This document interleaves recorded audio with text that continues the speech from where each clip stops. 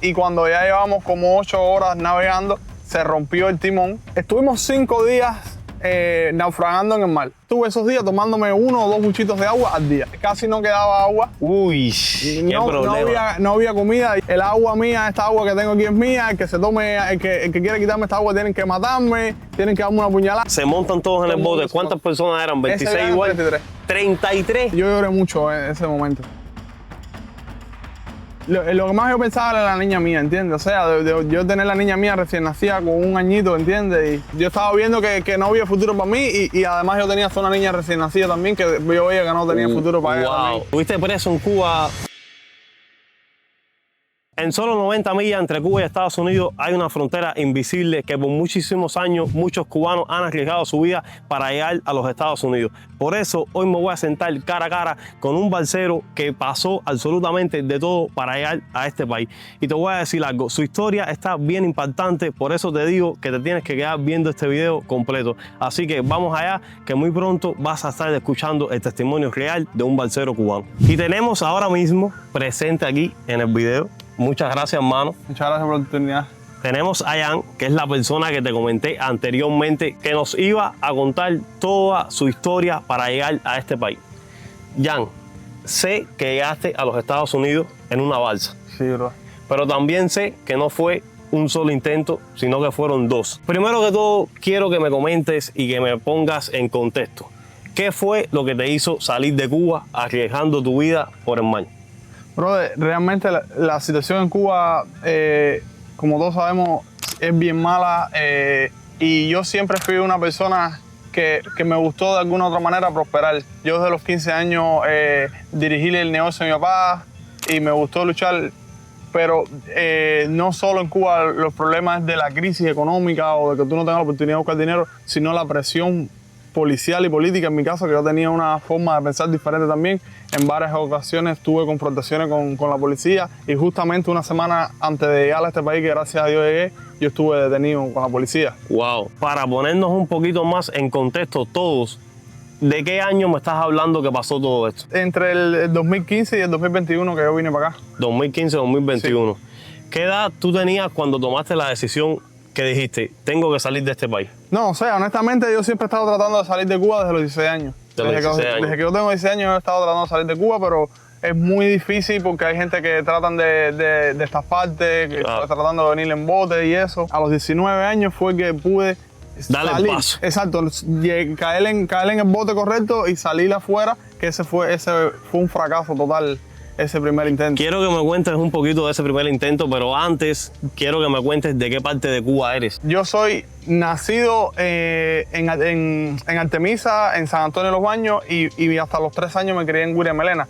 Después fue que mi mamá se divorció de mi papá, vivía en el Mariel hasta los 14, 15 años y volví después a Guira Melena de nuevo a vivir. Bueno, has andado todo el tiempo por la zona de Artemisa. Sí, Artemisa todo el tiempo. Quiero que me cuentes un poquito sobre este primer fracaso que tuviste, por dónde fue que salió, cómo fue. Cuéntamelo absolutamente todo, que para eso estamos aquí, para escucharte. Entonces quiero que me lo cuentes todo, todito. Bueno, ese primer intento, la parte que era de las personas que iban en ese bote era súper familiar y no había problema con la parte de hacer el bote, con la parte de la organización, que no hubiese policía interviniendo en ese bote ni nada, ¿tú me entiendes? Ya, era algo, un grupo unido, grupo familiar, bien familiar, que ahí no había filtración de ningún tipo. Entonces todo estuvo bien, el bote salió bien. Quiero que me digas si hubo una inversión de tu parte de dinero. Cuéntamelo todo, la parte monetaria. ¿Cuántos eran? ¿Cuántas personas eran en el grupo? Y por dónde fue que salió la embarcación. Ese viaje en específico yo di 10,000 pesos. 10,000 pesos cubanos. Sí, 10,000 pesos cubanos. ¿Cuánto vendría siendo en aquel entonces en dólares? 400 dólares. Vendí un frío, un refrigerador. El refrigerador de la casa. 6,000 pesos, sí. Wow. Un refrigerador. Y tú sabes, 2 o 3 cositas más. Lo otro lo fui pagando como a plazo. Como yo tenía un tallercito, ahí cada rato me decía, mira, necesitamos que compres esto, y yo cogía, no sé, 1,500 pesos, ahí me compraba, pero más o menos total fueron sobre los 10,000 pesos. Lo que pagué para ese primer intento. Sí, que es dinero. En Cuba, en aquel entonces, 400 dólares era bien difícil de conseguirlo. ¿Cuántas personas eran? 26 gente. 26 personas. Sí. y ustedes querían que fueran 26 personas en un botecito. O sea, yo realmente no sabía mucho de lo que era la parte de la estructura de Tú no esto. sabías, tú no tenías idea. No sabía ni cuántos eran. Yo llegué ahí y ya ahí vimos. Si a mí me dicen, vamos a salir Sí. de aquí, bueno, de aquel entonces, vamos a salir de la isla hacia los Estados Unidos en un bote que somos 26 personas, yo digo que no. Tú dijiste sí o sí. Desde que te dijeron la noticia, tenemos este plan, Sí. ¿cuánto tiempo pasó? Creo que ese plan como 3 o 4 meses.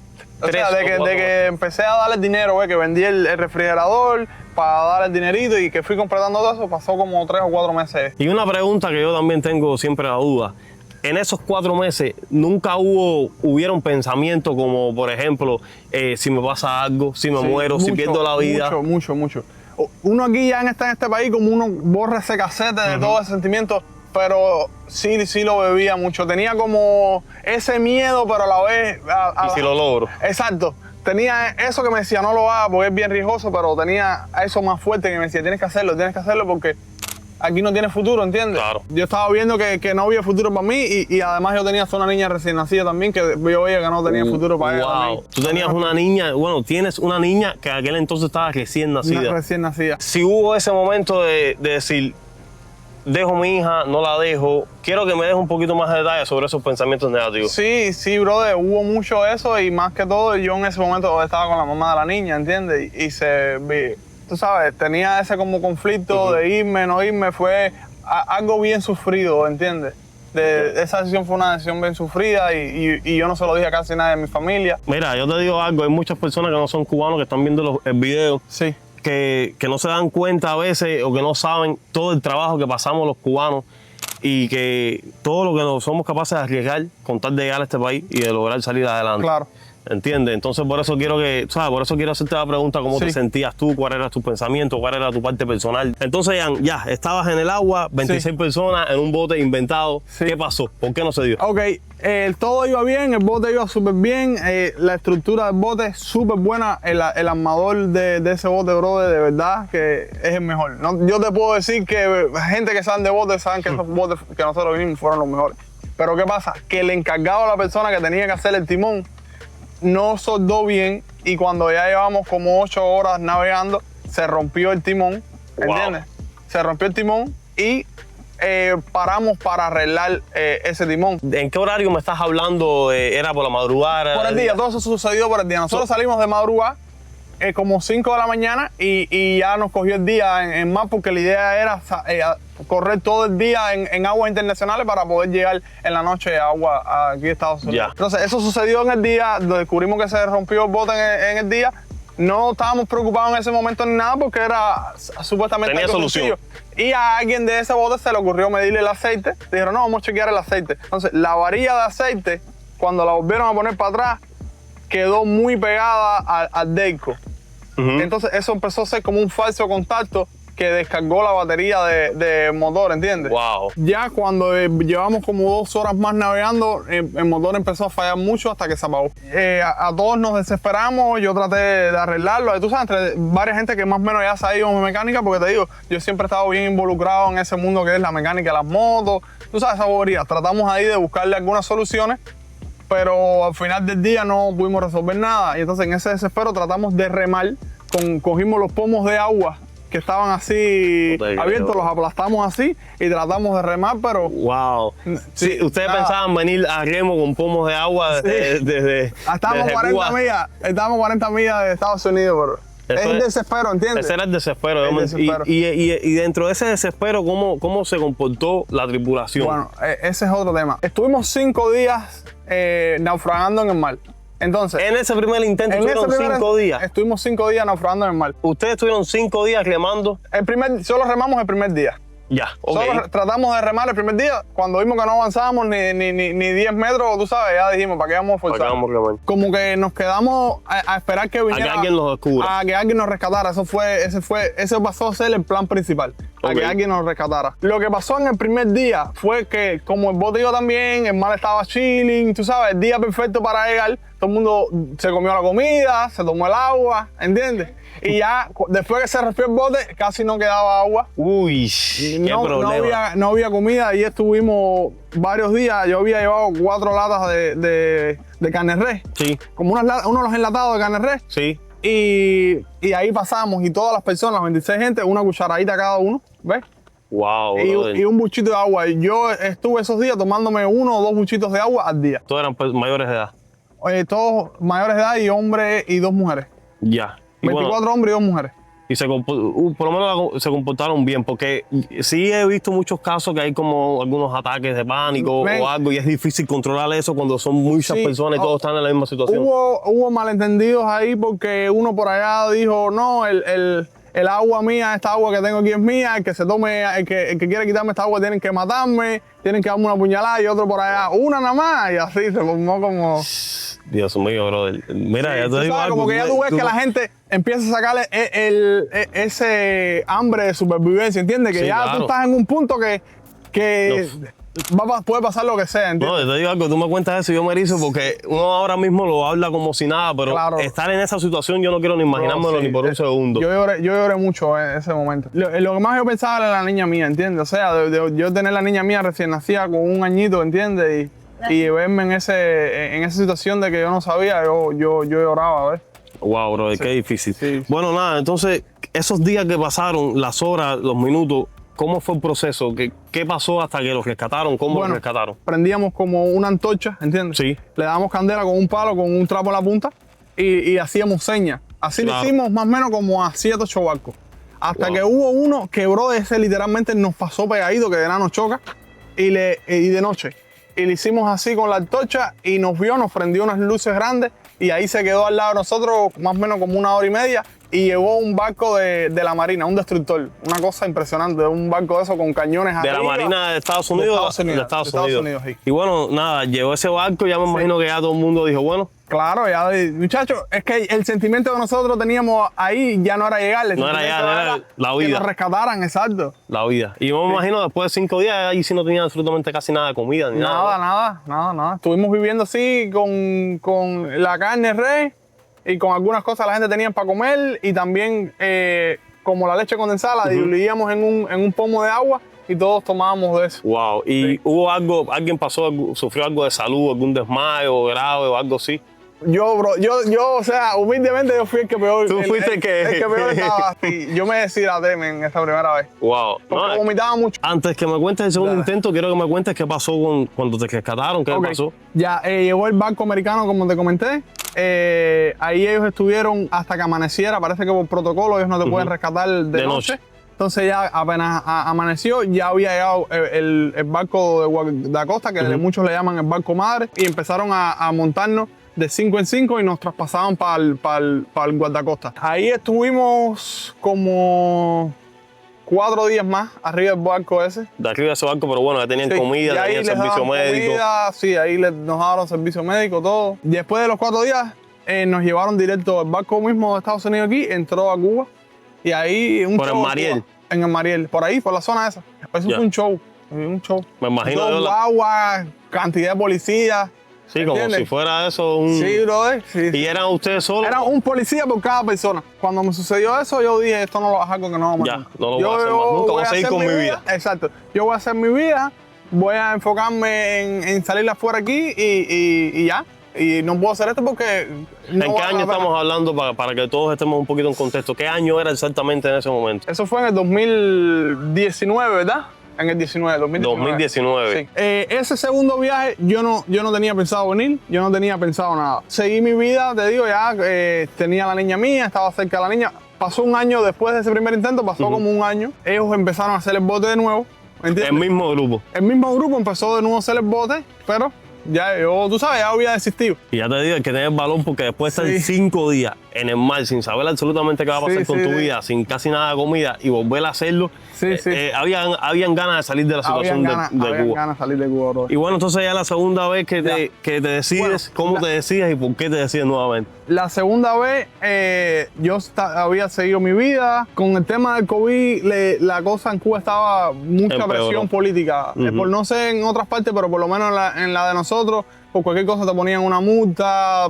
Por ejemplo, por darse nasobuco, no podía estar en ciertas horas y como que aprovecharon eso para dar más cierta presión política y más que las personas que tenían negocios como los inspectores y eso te asfixiaban más, ¿entiendes? Un amigo mío que es como mi primo, él vino y como que me empezó a dar chucho, ¿entiendes? Me dijo, oye, te vas a quedar aquí, no sé qué, tan. Y yo como que me quedé con eso en la mente, porque es que estaban, o sea, yo los veía que llevaban como 4 meses de bote ese y yo dije, coño. Se me quedo y ellos se van y lo logran y yo no. Exacto, entonces averigüé bien con un amigo mío. Le dije, oye, brother, ¿cómo está el bote ese tan? Y me dijo, no, ese bote va a estar buenísimo. El que lo está haciendo se va también el hermano de él, que es el que va a ser el timonel. E incluso hasta la gente de la finca se van a ir. Y yo dije, este bote tiene que ser legendario porque si todo el mundo se está yendo. Si los mismos que lo están haciendo se van a ir del bote, entonces ellos están haciendo algo súper bueno. Exacto. Ese bote fueron 10,000 pesos, pero el tema con ese bote es que estaba lleno, ¿entiendes? Ya. No había espacio para más gente. Y entonces yo fui y le dije al mismo que me había dado a mí para motivarle, le dije, mira, devuelve los 10,000 pesos de esto antes, pero yo no me voy a quedar, ¿entiendes? Wow. Tú sacas a alguien de ahí, pero yo no me voy a quedar. Y así mismo fue. ¿Dónde se hizo el bote y cómo lo llevaron al mar? ¿Cómo es ese traslado? Porque sé que en Cuba eso es bien difícil. Por la zona del Mariel, o sea, por toda esa zona, por ahí, yo no sé exactamente en dónde, porque te digo, eso tú vas para ahí y es algo bien controlado y tú no sabes dónde es. Para las personas que no son de Cuba, quiero aclarar, el Mariel es un pueblo costero que hay en Cuba. Eso es como una finca, o sea, eso es rodeado de árboles, esos metidos así entre los árboles en un lugar donde se arma el bote que tú sabes que no pasa nadie ni hay forma de que alguien ve el bote y pueda denunciarlo, ¿entiendes? Claro. Tiene que ser algo bien controlado. Para los dos casos fue lo mismo, fue el mismo modo operando. Entonces, eso lo arman ahí. Después que el bote está listo, vienen con unos güeyes. Entre todo el mundo tenemos que hacer un esfuerzo increíble para levantar el bote y que la carreta entre y volver a montar el bote en la carreta. Y entonces a esa hora camina, dale los güeyes. Hay un traslado. A caminar casi 2 horas atrás de la carreta de los botes. 2 horas. Y lo más importante no es la caminata ni cargar, sino que no te vea absolutamente nadie. Exacto. Y que no te denuncie con la policía, porque en ese momento lo puedes perder absolutamente todo. Claro. O sea, ya si te coge la policía es a correr y se jodió todo eso. ¿A qué hora de hora estamos hablando? 1 de la mañana. 1 de la mañana. Pura oscuridad, me imagino. Oscuridad. Se montan todos en el bote. ¿Cuántas personas eran? ¿26 igual? 33. 33. Sí. El primer viaje fueron 26. Sí. Fracasaron, estuvieron 5 días en el mar a punto de perderlo todo y se vuelven a atrever a tirarse, pero esta vez vamos a ponerlo un poquito mejor con 33 personas. Sí. Wow, qué locura. Yo te voy a vivir mi experiencia. Sí, claro, la tuya. Te voy a decir cómo yo lo viví. Me tomé 2 rabinoles para aguantar las náuseas y cuando me monté en el bote me tomé 2 más. Porque apenas yo me monté en el bote me dio mareo. Yo no sé si fue de la primera vez como que eso se me quedó un tip de montarme en un bote y darme muchas náuseas, pero bueno, eso me pasó. Entonces lo que hice fue que eso me dio un sueño horrible y yo me acosté a dormir. Y ya yo me volví a despertar cuando llegué aquí, ¿entiendes? No te creo. Literalmente. Me acosté en el bote y me desperté cuando llegué aquí. Y lo único que hacía, yo estaba así con un saquito de hierba, me lo puse aquí en la carita, entonces levantaba el saquito, vomitaba, lo volví a poner para atrás y me volví a acostar. Wow. Así todo el viaje. De hecho, me tuvieron que levantar porque me dio hipotermia. Del frío se me pusieron los labios prietos, entonces me levantaron, me cambiaron la ropa y me volvieron a acostar. Y yo dije, no, déjame que yo me voy a volver a acostar. Wow, ¿y a qué hora te despertaste? ¿A qué hora llegaste aquí? Cuéntame eso. Aquí llegamos, esto no lo he dicho y esto es súper importante. Claro. Ese último viaje salimos el 31 de diciembre. Mismo 31 de diciembre. O sea, nosotros estábamos caminando y nosotros veíamos los fuegos artificiales de la gente. No te creo, brother. Esa fue la peor comida, el peor 31 de diciembre que yo comí. Lo único que comimos fue un arroz. Pero salieron el 31 de diciembre a la 1 de la mañana en Cuba. No, o sea, mientras caminábamos, nos fuimos el 31, pero ya nos cogió el día primero. Sí, el día primero. En el agua nos cogió el día primero. El día primero. Entonces salieron a la 1 de la mañana, el día primero. Sí, sí. Bueno, despidieron el año en Cuba, bien despedido. Aquí ya, una hora después, no año nuevo, yo no le entro al año.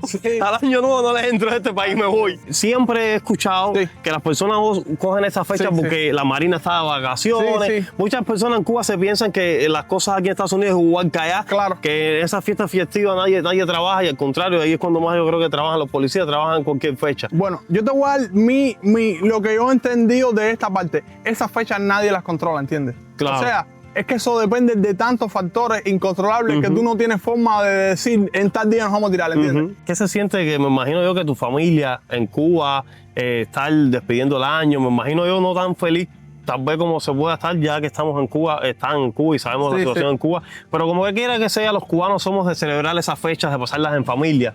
Fue complicado porque justamente antes de venir yo estuve detenido, me cogió la policía, y ¿entiendes?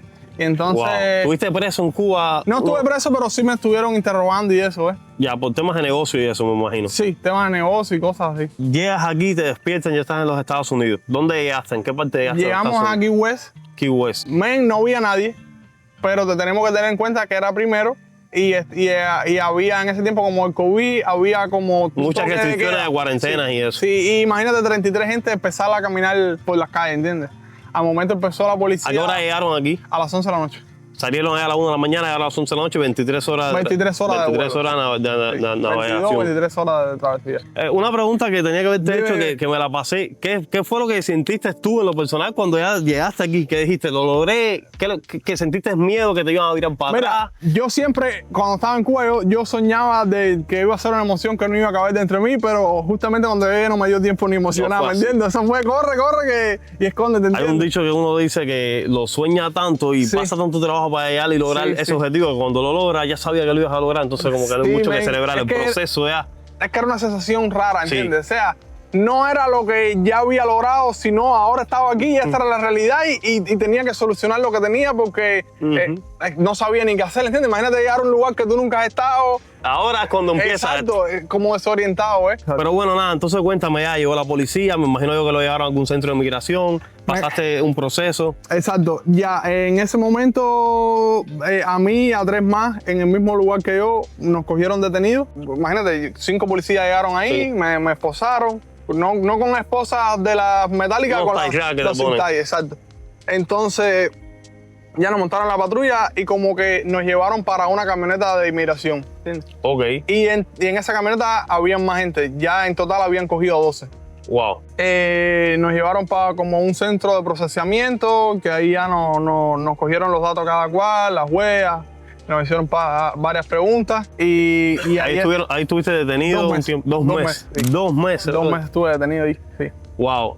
Y ya, me imagino yo que estás ahora mismo en un proceso o ya pasaste todo eso. Ya, o sea, ya gracias a Dios tengo asilo político ganado. Ya. Sí, de ese mismo proceso logré ganar mi asilo político. Bueno, porque realmente sí pasaste en Cuba por cosas políticas. Yo tenía todas las pruebas, de hecho las traje en el viaje, ¿ves? Ya. Bueno, nada, quería llegar a este momento para hacerte la mejor pregunta del video, porque obviamente quería hacértela no cuando llegaste de este país, que tocaste tierra, porque para mí la pregunta se debe hacer ya cuando uno pasa todo el proceso ese migratorio, porque uno siempre tiene miedo ese de que lo vuelvan a regresar para Cuba. ¿Lo harías otra vez? ¿Volverías a arriesgar tu vida para estar hoy aquí? Brother, es que honestamente yo no se lo recomendaría a nadie, ¿entiendes? Eso yo lo viví en lo personal y la persona que tomó esa decisión, yo que tomó esa decisión, yo le agradezco porque gracias a eso yo estoy aquí, pero no lo veo que valga la pena. Es mucho riesgo, man. Mucho riesgo. Yo creo que ya hoy en día hay otras vías, no tienen que ser Estados Unidos, pero hay muchas formas de que uno puede ir para otros países, ¿entiendes? Claro. Y no arriesgar tanto porque al final del día la vida es lo único que nosotros tenemos. Me han preguntado, oye, ¿te fuiste en bote? ¿Qué tú me recomiendas? Yo le digo, eso es una decisión que yo ni te doy la idea ni te la quito, ¿entiendes? No, eso, cada cual es a su manera, ¿ves? Y una realidad muy grande es que no es lo mismo los pensamientos que uno tiene 5 años después o 4 años después estando en este país que los pensamientos que uno tiene en Cuba. Para ti, en lo personal, ¿crees que todo lo que has logrado haya valido la pena? Men, sí, sí. Cuéntame un poquito qué ha pasado estos años, qué has logrado, qué has hecho. O sea, ya yo desde el primer momento que yo estaba en el centro de detención, yo no me frustré, ¿entiendes? Ya yo para mí ya había ganado, ¿entiendes? Yo me sentía ganando desde ese momento y yo dije, ya yo estoy en un centro de detención, aquí pueden suceder dos cosas. Que me vienen para atrás, que hay menos posibilidad porque en ese momento con el COVID y todo eso. O que saque, ¿entiendes? Y estoy aquí, o sea, es nada más, lo que me divide a mí de salir para afuera es una puerta. Ya casi el 90% estaba hecho. Está ganado. Mientras yo estaba detenido, yo conocí un amigo que coincidimos en la misma celda. Entonces ahí hicimos buena amistad, él era hondureño. Él como que me empezó a enseñar inglés y yo le pagaba con una manzana, ¿entiendes? Dios mío. Comida mía. En esos 2 meses ahí estuviste aprendiendo inglés. Exacto, ahí él me empezó a enseñar todo lo básico del inglés. Me dieron fianza, me soltaron bajo fianza, $10,000 fianza. Mi familia, un momento ahí, tú sabes, me apoyó, mi tía, pusieron el dinero para poder sacarme a mí con la fianza. Empecé como mecánico, me pagaba $50 el día, pero el tipo era muy acelerado, me trataba mal. Cosas que pasan en este país cuando somos inmigrantes y queremos tener el primer trabajo. Nos toca los trabajitos más feos. Dije, no, brother, no vale la pena estar aquí. Y hablé con mi familia, porque en ese momento estuve un año viviendo en mi familia. Y le dije, no puedo trabajar ahí. Entonces ya me consiguieron a trabajar en una compañía que hacían cercas. Y estuve como 8 meses trabajando en eso, hasta que ya se me dio la oportunidad de empezar a trabajar en electricidad. Cuéntame ya, para ponernos un poquito en contexto de la actualidad, ¿dónde estás viviendo? ¿Cuál es la compañía que tienes? Okay. Háblame un poco de tu negocio para que las personas que están viendo te conozcan un poquito más allá en la actualidad, ya que te conocen de toda tu trayectoria. Sí. Pero ahora quiero que me pongas un poquito en contexto con la actualidad. Bueno, actualmente yo vivo en Tampa. Yo tengo una compañía que se llama Olympus Electric. Yo hago servicios de electricidad residencial, comercial y actualmente estoy en fase de crecer. Como que apenas nací y como compañía eléctrica. Sí, pero vi que tienes 1, 2, 3, 4 vanes. ¿Cuántos vanes tienes? Tengo 3 vanes, bro. 3 vanes. Sí. Créeme que para lograr en tan poquito tiempo eso es algo exitoso, la verdad. Sí, men, sí. ¿Y tú pensaste en algún momento que ese muchachito que se tiró en una balsa, que estuvo 5 días en el mar, iba a lograr lo que tiene ahora mismo? No, bro. ¿No? O sea, honestamente, yo siempre tuve visión, siempre tuve mucha fe, pero lo veía a muy, muy largo plazo, ¿entiendes? Ya. Pero cada paso que yo iba dando me iba acercando más. Pusiste el trabajo. Yo he sido muy, muy disciplinado, ¿entiendes? Todo el tiempo poniendo trabajo para ser mejor. Y como quiera que sea, siempre una cosa lleva a la otra. Yo mismo te descubrí, te conocí gracias a un video que hiciste sobre tu negocio y me llamó muchísimo la atención tu historia. Yo dije, coño, creo que esto merece un buen video en YouTube, como este que estamos viendo ahora mismo aquí en pantalla. Yo diariamente, y es una de las cosas que más me motiva a seguir haciendo contenido, diariamente recibo muchos mensajes de latinos cubanos que se inspiran, ¿entiendes? Me hacen preguntas, a ver, bro, ¿qué puedo ser? Esto, ¿ves? Y eso, y me agradecen, ¿entiendes? Entonces eso me inspira a seguir haciendo más contenido. Bueno, entonces yo creo que de una manera u otra valió 100% la pena arriesgar la vida, porque literalmente arriesgaste tu vida. Puede haber pasado otras cosas malas como han pasado por muchísimas personas, que por eso yo siempre se lo digo a todo el mundo en este tipo de videos. Hablamos de una manera un poquito relajado, contamos las cosas también con un poquito de chiste, pero realmente es algo bien fuerte y muchos cubanos han perdido la vida en ese estrecho de 90 millas, pero otros como tú que han logrado salir adelante en este país. Y bueno, nada, bro, felicidades, ¿verdad que Gracias, hermano. Estoy súper contento de verte tenido aquí presente en el canal y espero que esta sea la primera entrevista. Y en unos años vamos a hacer otra. Ojalá, sí. Ya el título tal vez no sea el mismo, tal vez el título sea así en la historia de un emprendedor cubano que empezó desde cero en este país. Y me vas a contar un poco cómo está esa compañía con 400 empleados. Me vas a contar un poquito de eso, ¿ok? Dale, hermano, muchísimas gracias. Gracias a ti, y espero que nos veamos pronto por aquí. Y ya ustedes saben, si quieren apoyar a un cubano que salió de Cuba con todas las ganas del mundo, pueden seguirlo en sus redes sociales. De una manera u otra, el muchacho está haciendo un contenido también educativo, informativo y también inspira a las nuevas generaciones, que eso es lo más importante. Voy a dejar todas tus redes sociales, las redes sociales en la descripción. Y nada, demasiado importante, déjennos un comentario, un like y suscríbete si quieres ver más videos como este. Nos vemos en la próxima aventura.